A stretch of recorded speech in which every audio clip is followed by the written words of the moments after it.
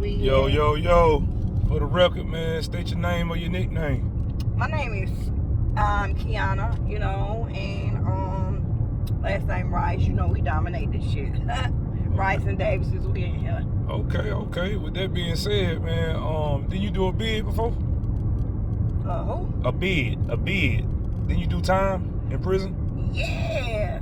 Okay. Me and my little girl.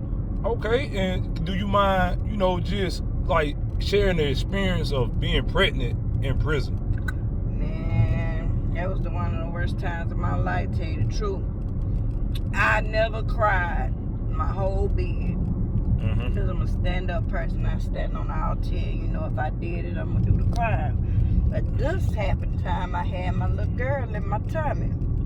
So when they took me to that hospital to have her, and I got to leave before she got to leave because we ran fevers after I had her. We both ran fevers. So for precautionary measures, they gave us antibiotics. I was through with my antibiotics before London was. So that means I was discharged the day before London. Okay. I cried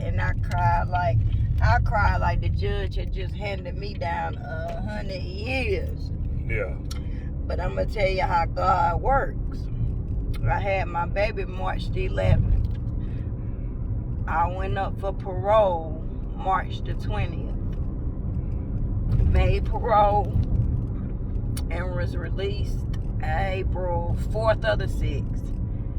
By the time I got home, my baby was 3 weeks old. So I didn't miss but 3 weeks of her life. And she was with the one and only person that I would have trusted her with, and that was my sister and my father. So she was in good hands the whole time. But to leave her in that hospital that one night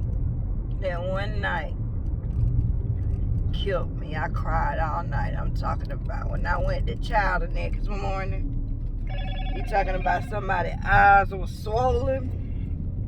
And I had never cried the whole time. My bed, I never cried. Never. But, I look at things happen for a reason. I learned a lot in prison. I came across some women that I was on Sierra E. Sierra E. Those are for the lifers and the pregnant women.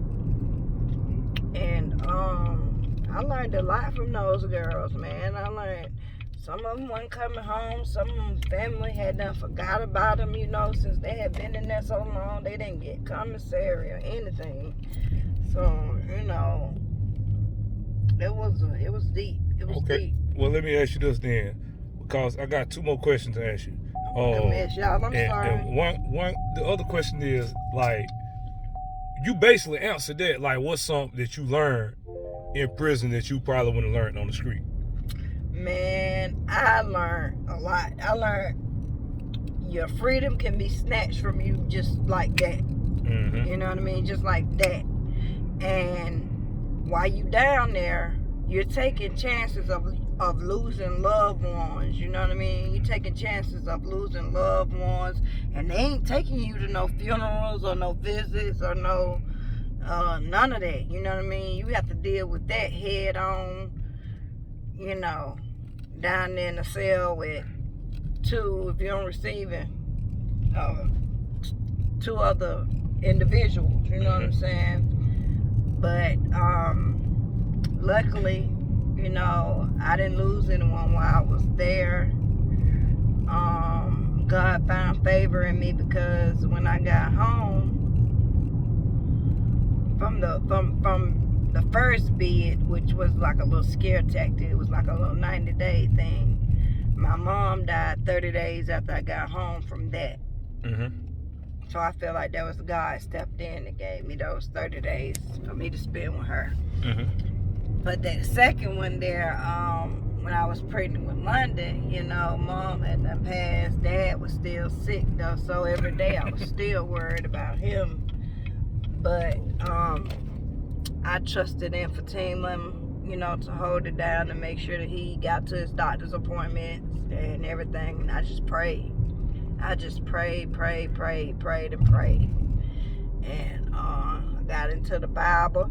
And I never called myself a Christian when I was down there, because I know a lot of people get locked up. They want to turn to religion. You know what I mean? They want to turn to religion. I felt fake doing that, because I wasn't doing that when I was out, you know. But I would, you know, pick up my Bible here and there in prison and read it, you know. And a lot of stuff, you know, it clarified a lot of stuff, you know. Just so happened I might pick up one day, you know, and as we waiting on count, you know what I'm saying, I might pick up my Bible and a certain passage, you know, grab my attention. And, you know, and it'll start, certain aspects of my life will start making sense to me. Well, let me ask you this right here, because we got to be a little more brief right now, because we're playing with a time limit with each individual interview. So I want to ask you this right here. Okay, first off, what city you from? What area? I am from Spartanburg, South Carolina, the south side to be exact. Okay, and the last thing, so what you think the number one reason people come back to prison, like revocation, like coming back more than one time? Like, be brief with me, just give me something brief.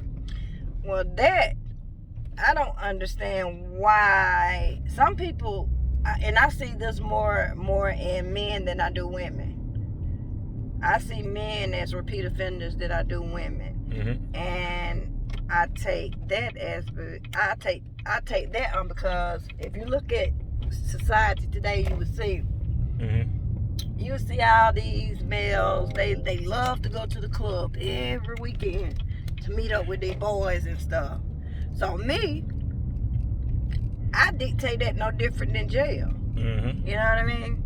I think they take that no more than jail. You know, not to say that they are homosexual or anything, but they feel like they gonna see such and such. You know what I mean? They gonna be with such and such. You know what I'm saying? So they don't mind out here risking their life doing such and such and this and this. Us women, that's a whole nother breed. We got children. We got to be, you know, focused for.